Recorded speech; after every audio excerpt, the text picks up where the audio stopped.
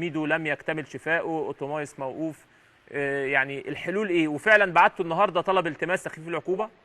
والله احنا طبعا لا احنا عملنا طلب الالتماس. بكره ان شاء الله يكون موجود في الاتحاد الافريقي، ان انت عارف احنا بنمر بظروف صعبه، ان ما فيش مباريات محليه.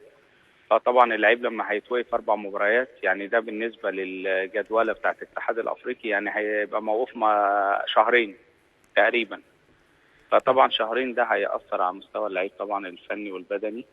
فاحنا نظرا للظروف اللي بنمر بها مصر، وان احنا اللعيبه دي لعيبه محترفه وبندفع فيها مبالغ طائله، فبنلتمس. طبعا احنا بنعترف ان اللعيب اخطا وكل حاجه، لكن احنا بنحاول ان الاتحاد الافريقي يعني يلتمس لنا العذر عشان مستوى اللعيب ما يتضرش يعني الفتره اللي جايه.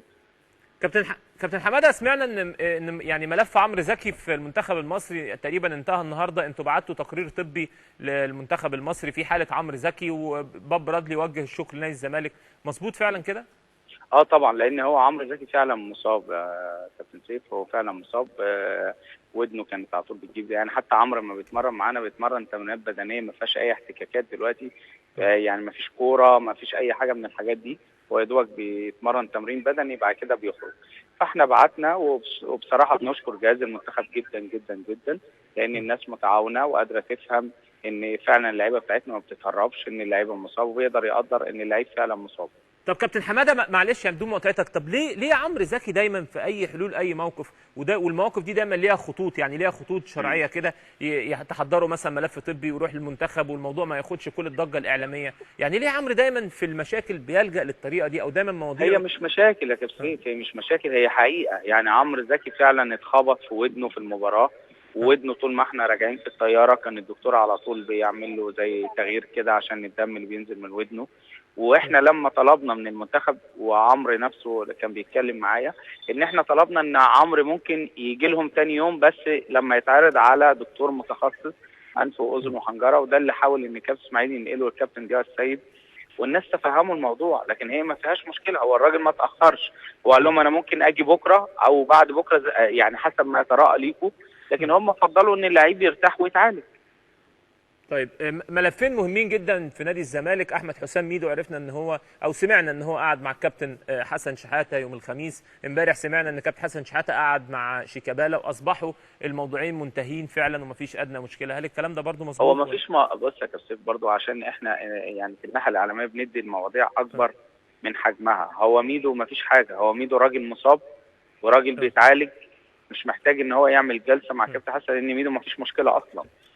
يعني راجل اصلا مصاب وراجل بيتعالج، ولما ان شاء الله هيبقى ميدو جاهز انه ينزل الملعب التدريبات هيبقى متواجد معانا في الملعب حسب ما الدكتور هيقول. وشيكابالا ده بالنسبه لمشكله ميدو.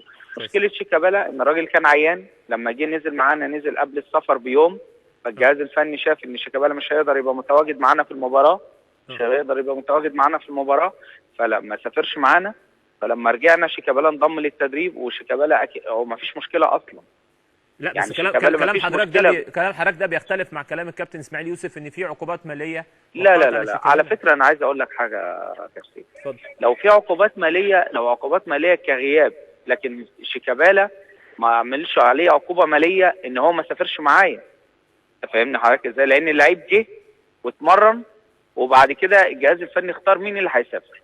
لكن هو الكابتن اسماعيل بيتكلم عقوبات ماليه على شيكابالا كلايحه، ان هو غاب 2 أو 3 بتطبق عليه اللائحه كغياب. فاهمني حضرتك ازاي؟ تمام. لكن مش مشكله، هو شيكابالا ما فيش مشكله بينه وبين الجهاز الفني عشان ان الكابتن حسن يجتمع معاه. طب كابتن حماده، ممكن تطمني بقى على رحله المغرب؟ هل استقريتوا فعلا 24 انتوا يعني هتغادروا من هنا ان شاء الله وترجعوا يوم 30 وخلاص استقريتوا على المواعيد؟ لا، الكلام ده مش مظبوط يا كابتن سيف، لان احنا لغايه دلوقتي نادي المغرب الفاسي ما اخترناش ميعاد المباراه امتى. هل هو 27 او 28 او 29؟ واحنا بعتنا جواب النهارده للاتحاد المصري عشان يختار الاتحاد الافريقي عشان يقولوا لنا الميعاد امتى، بحيث ان انت عارف حضرتك اليوم بيفرق في ميعاد المباراه. فاحنا حسب لو الماتش 27 هنسافر امتى، لو الماتش 28 هنسافر امتى، فاحنا يحددوا لنا بس ميعاد المباراه عشان احنا نقدر نحدد ميعاد السفر ان شاء الله. شكرا الكابتن حماده انور المدير الاداري لنادي الزمالك. معانا برضو يعني ان شاء الله في نفس الموضوع برضو الدكتور طارق سليمان طبيب المنتخب من الامارات.